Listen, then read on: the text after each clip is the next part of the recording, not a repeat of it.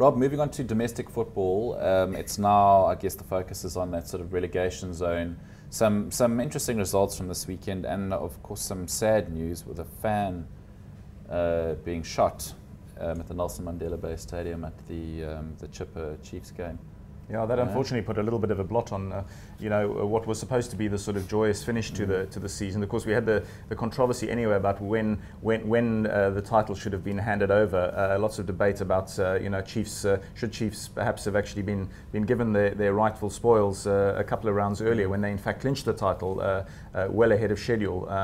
It's always sad when you have an incident like that. I've got to say that I thought it was reasonably isolated. I think in general the behaviour of South African soccer fans is pretty decent. I mean, you can fill FNB Stadium for to 80,000 capacity or whatever it is for a Chiefs Pirates derby, and the fans will mingle and be in good humour. So I don't think we have a massive problem. In fact, sometimes I wonder if security personnel is actually the issue, that they aren't always properly sort of trained and briefed and so on, and don't always show the necessary kind of mood or diplomacy, if you like, judging on each sort of specific incident that may occur. So hopefully a little bit of an isolated event, but always sad when you see something like that happening. And the last thing the PSL wanted on their sort of supposedly the big day when finally they allowed the sort of the champagne and the ticker tape for Chiefs, who of course got their rightful spoils because they had been quite obviously the best side this year.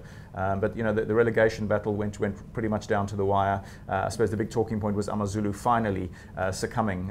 It was just a bridge too far. They fought so valiantly for the last 5 or 6 weeks to get off that bottom. But then they had a derby against Maritzburg United, which is not the ideal game to be playing. Perhaps a regional derby when the stakes are so high for them. And of course they lost, so that Amazulu tumbled right out of the picture, which is obviously a big shame. But generally speaking, I think not a bad PSL season.